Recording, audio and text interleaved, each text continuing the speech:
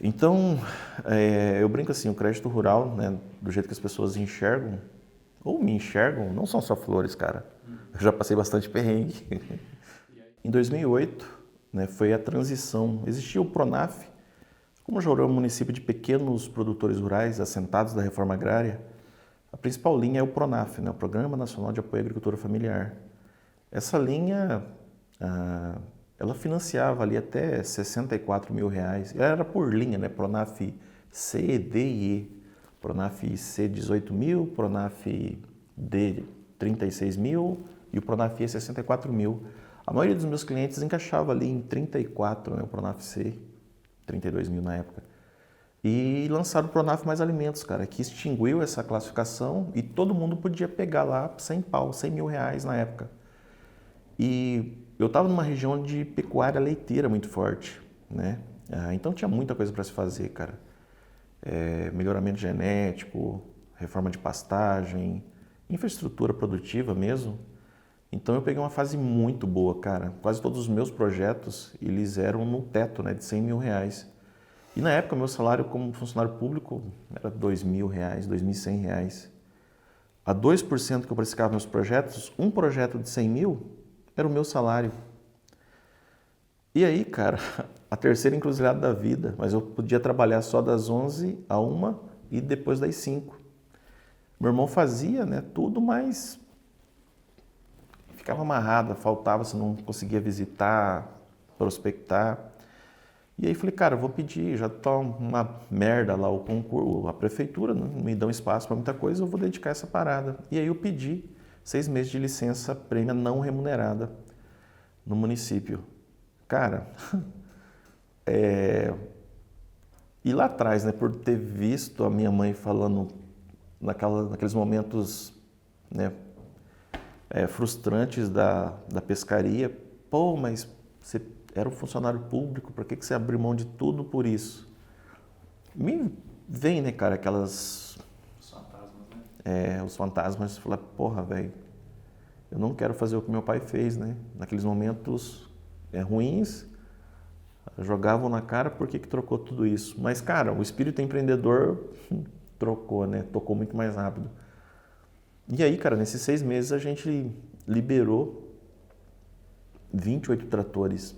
A gente tinha uma parceria muito boa com a Massey Ferguson do Brasil, uma concessionária que chamava Rondomac.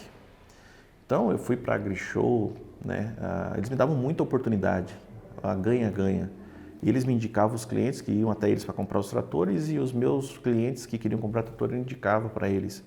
Então foi uma fase muito boa, cara. Eu ganhei muito dinheiro e ajudei muita gente também. Então eu falei, cara, eu vou pedir exoneração dessa parada da prefeitura, que isso não é para mim não, cara. Aqui, em 6 meses eu ganhei o que não ganhei em 3 anos na prefeitura, velho. E aí pedi conta, exoneração. Cara, maior frustração da vida do meu pai. Porque ele já tinha passado isso lá atrás. A minha mãe jogando na cara, né, falando tal. Cara, minha mãe entrou em depressão. Mas e as coisas estavam muito bem já, muito bem financeiramente, né? Nessa época eu já tinha comprado uma propriedade rural de 30 hectares. Já tinha lá vários arrendamentos, né? Eu criava gado, fazia recria engorda de fêmea, né? Porque na época a fêmea era barato, então você conseguia ter um volume maior. E aí, cara, foi muito bom, sabe? Eu surfei uma maré muito boa mesmo. Mas com dificuldade em administrar dinheiro, sabe? A minha empresa chamava Agriplan Ambiental e Crédito Rural. E aí o meu irmão já estava de boaça no escritório, já tocava tudo. E nessa época, Fausto, eu tinha 4 escritórios já. Jauru, Vila Bela, Pontes Lacerda e Porto Esperidião. E aí, cara, bicho, era muito projeto. Eu cheguei de ter 8 técnicos trabalhando para mim. E o meu irmão pegou a veia, né? Gestor muito bom e tinha ali a pessoa que fazia os projetos, eu basicamente acompanhava, né? Gerenciava. Tinha liberdade de tempo, né? De espaço, podia viajar e tal. Mas eu era empreendedor, cara. E viajava e via aquelas placas, né? Aqui tem obra do governo, 5 milhões, 10 milhões, 50 milhões, ficar apaixonado por aquilo. por cifras, né? Por dinheiro. E aí, cara, eu vendi a minha propriedade rural, vendi meus animais, tudo. Na época, eu lembro como se fosse hoje. Meu gerente pegou e falou assim, Zanata, tem consórcio, pô. Né? E eu trocando ideia, né, com algumas pessoas e tal. E eu vi algumas construtoras na minha região, os caras relativamente bem, né? Falei, cara, eu vou surfar essa onda aí de construção civil, obra para o governo. E aí, cara, eu vendi tudo que eu tinha, fiz lá R$1 milhão de patrimônio, né, de capital, e fiz um consórcio. Dei R$1 milhão de lance e levantei R$2 milhões. E foi onde eu comprei, cara, máquinas e equipamentos. Comprei usina de concreto, comprei caminhão bitoneira, comprei escavadeira, comprei patrol, moto niveladora. E fui, cara, construir estrada, construir ponte, mas não tinha conhecimento para isso, nem expertise para isso. E quando você vai licitar com o poder público, muitas vezes você perde a razão e vai para a emoção. Você quer ganhar, você não está fazendo mais conta. Porque lá tem um grupo de pessoas da região que você quer mostrar que você é melhor. Muitas vezes você pega a obra abaixo do seu custo para se fazer. E aí, cara, eu não aguentei o baque. Sem capital de giro, muita coisa errada. Quando você vai para um jogo, jogar um jogo desse, tem muita coisa errada por trás envolvida. E, cara, literalmente eu quebrei. Quebrei. Em 2 anos eu quebrei, que acabei com tudo. Cheguei de ter lá na consultora 18 funcionários. Mas para honrar, cara, com os funcionários, eu vendi. Vendi tudo e honrei. E depois que eu acabei com as máquinas, que era o custo maior operacional, né? Eu tentei continuar com a construtora, mas locando equipamento. E por honrar os meus compromissos, principalmente trabalhista, cara, porque funcionário literalmente ele trabalha para comer, para se alimentar. E a galera, cara, falei, bicho, eu quebrei, eu tô pegando obra. Não, estamos com você, Zanata, vamos que vamos, entendeu? Porque, cara, quando você chega no fundo do poço, você faz qualquer coisa para tentar sair do fundo do poço. E nisso, cara, eu virei as costas pro meu pote de ouro, que era os escritórios. E aí, né, tinha 4 escritórios, né, os funcionários, né, vê que o patrão já não tá nem aí pro negócio, fala, cara, eu também que se dane, né? E aí viraram meus concorrentes. Eu não falo concorrentes, né? Viraram colegas, né? Abriram os próprios escritórios porque eu não estava lá.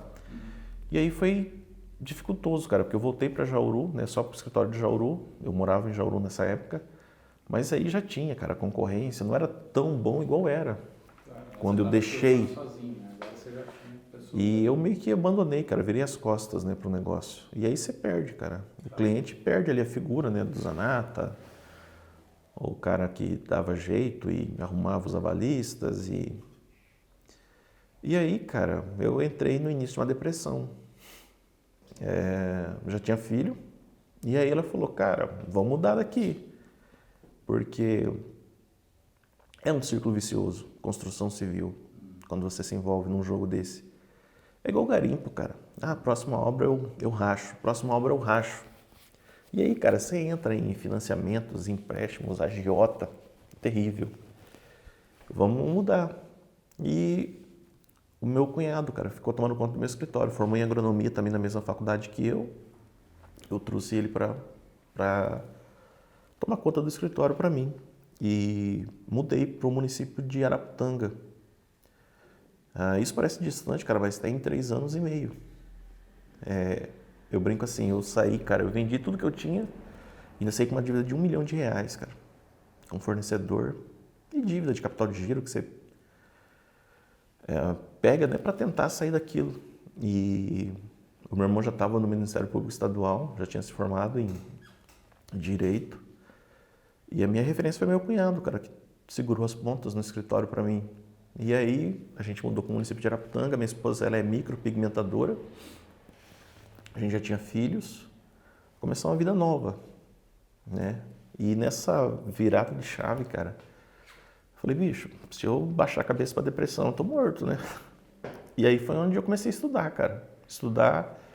Fiz um MBA pela Fundação Getúlio Vargas E aí nessa mudança, cara, eu fiquei 3 meses em casa e a minha esposa trabalhando e vivendo lá do escritório de Jauru, dos projetos que tinham lá. E aí, cara, meio triste e tal, será que dá, cara, pra pagar uma dívida dessa e tal? Falei, bicho, mas vou tentar, né? E aí, cara, eu abri o segundo escritório, né? E aí eu já tinha restrição cadastral no meu nome, o banco não faz negócio com pessoas que têm restrição cadastral.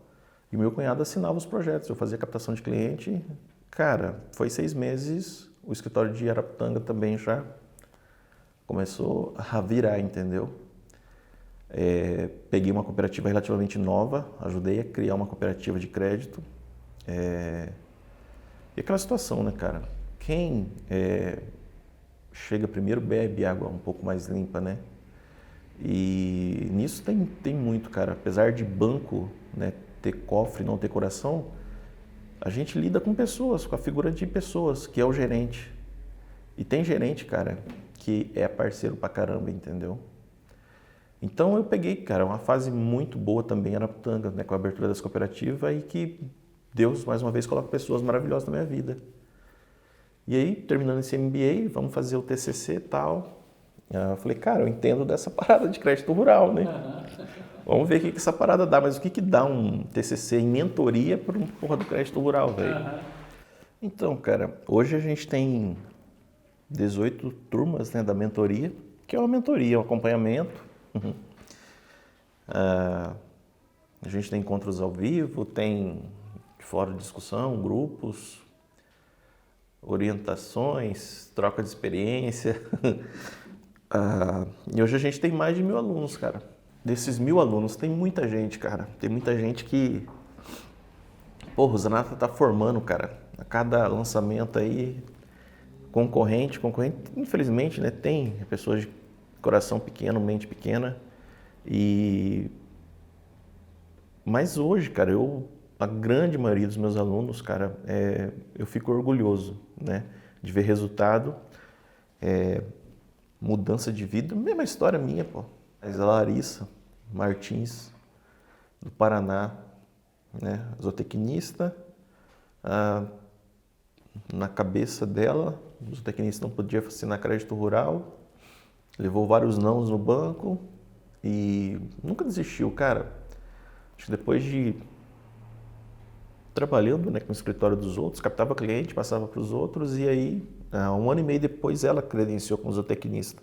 Tem o Júnior Fernandes, Tocantins, professor universitário, que hoje ele brinca, né? O salário como professor é ínfimo perto dos meus ganhos como projetista, né? E aí partilhou que trocou de carro, montou o escritório top. Então, cara, e principalmente a mudança de vida do produtor, bicho. Produtor Saulo de Alta Floresta, no Mato Grosso. O cara libera umas operações monstras, sabe? Fez uma sucessão no escritório. O tio, né, problemas pessoais, muito parecido com os meus lá atrás. Em alguma etapa da vida, né, se desmotivou pelo escritório, ele teve que assumir o escritório meio às marras, às pressas. E, cara, 45 dias não deixou a peteca cair e está lá liberando operações milionárias. Inclusive hoje é um parceiro meu de negócio, né? Porque o digital ele traz uma certa visibilidade e aí a gente não começa a falar só com CPFs, né? A gente fala com CNPJs também. Então hoje é possível a gente ser precursor, né, em algumas situações do crédito rural no Brasil. Nós somos o primeiro escritório no Brasil a liberar uma operação de crédito rural com banco digital. Nós somos o primeiro escritório no Brasil a liberar crédito com banco de investimento. Então, tudo saiu de Jauru, atendendo um produtor de 5, 6, 8 hectares. Até hoje, eu tenho operação aqui de custeio de R$10.000. E esse mês nós liberamos uma operação de 40 milhões. Hoje, principalmente a pandemia acelerou muito, cara. mudanças, digitalizações. Hoje, o profissional, né, ia ter uma demanda que eu tinha e que meus alunos têm hoje em dia. Hoje, não é só crédito rural, né, não é só projetos agropecuários. A gente é um desburocratizador de processos, de burocracia, que produtor rural é burocracia, são documentos, né, que os bancos exigem, uma comprovação documental. Então hoje, cara, a mentoria ela ganhou um corpo, né? Hoje a gente tem dentro da mentoria um escritório de planejamento rural, pensando no escritório de planejamento rural e não só o crédito rural, as possibilidades de você agregar receitas ao seu negócio. Então hoje dentro da mentoria a gente tem treinamentos, né, a respeito de fiscalização e operação de crédito rural, que eu vivenciei isso lá atrás, né? Não faço por falta de braço. A gente tem treinamentos que falam de questões ambientais, treinamentos que falam de questões fundiárias. Então, esse profissional que quer se posicionar, né, hoje nesse mercado, ele vai ter que ser esse desburocratizador de processos aí. Então, muita gente que não é do agro, tá, não tem formação em agrárias, mas tem contato ali com o produtor rural, estão entrando nesse mercado. Contadores, advogados, agrimensores, topógrafos. Já tem uma carteira de clientes, né? Facilita muito. E tem um resultado em tão pouco tempo. E aí a gente tem essas possibilidades, cara, de crédito, né, no mercado aí, que era inimaginável, né? E que é uma tendência cada vez maior. Pela valorização das commodities, o agronegócio, né, tá por cima tá na crista da onda. E é uma tendência, cara. O crédito rural oficial, tá, que a gente está acostumado aí, ele vai ser dinheiro literalmente para pequeno e médio produtor rural, tá? Porque o agronegócio cresceu tanto que o Plano Safra, né, ele não dá conta de atender toda essa demanda. Então, cada vez mais bancos estão entrando, né, com taxa de juro muito competitiva ou até mais competitiva do que a própria linha, né, controlada pelo governo. Então, é uma possibilidade muito interessante para quem atende esse perfil de produtor um pouco maior, tá? Então, eu falo que tem essas duas possibilidades, o crédito rural oficial, que você vai atender o Pronaf, Pronamp, e o crédito empresarial, que bancos, né, bancos múltiplos ou bancos de investimentos, bancos digitais, que estão chegando para atender esse produtor grande, né, esse grande produtor aí, que também não é tão grande, produtor que tem a partir de 1.000 hectares. Então, quem se posicionar dentro desse mercado, ele vai continuar tendo sucesso. Hoje, claro, para essa agricultura empresarial um pouco mais comercial, o feeling comercial, certificações especiais, né? Então a gente está falando hoje de banco de investimento, ele não é normatizado pelo Banco Central, e sim pela Comissão de Valores Mobiliários. Então é uma outra realidade, mas que os profissionais que se posicionarem nesse mercado nesse momento, eles terão muito sucesso, porque ninguém faz isso no Brasil. Entendi. Ninguém faz isso. E que eu falo, é muito mais barato também o profissional aprender com os erros, não só meus, né? Porque a gente virou uma comunidade, então todo mundo partilha. Esse exemplo que eu te dei, que nós somos o primeiro escritório a liberar crédito com um banco de investimento, 40 milhões, 1% que foi o nosso serviço, 400 mil reais. O produtor literalmente assinou 6 folhas para a gente, que é um plano de negócio. E o dinheiro saiu em 13 dias. Eu, sem experiência, a primeira operação, confiei em palavras, né? E aí, na hora de pagar, falou, mas vocês não fizeram absolutamente nada. Eu deixei de receber 200 mil reais. Então, hoje, o meu jurídico elaborou um contrato. Então, de repente, quem quer trabalhar nisso, já vai ter a certeza. Olha, você tem um processo, você tem uma segurança jurídica que, para mim, custou o aprendizado 200 mil reais.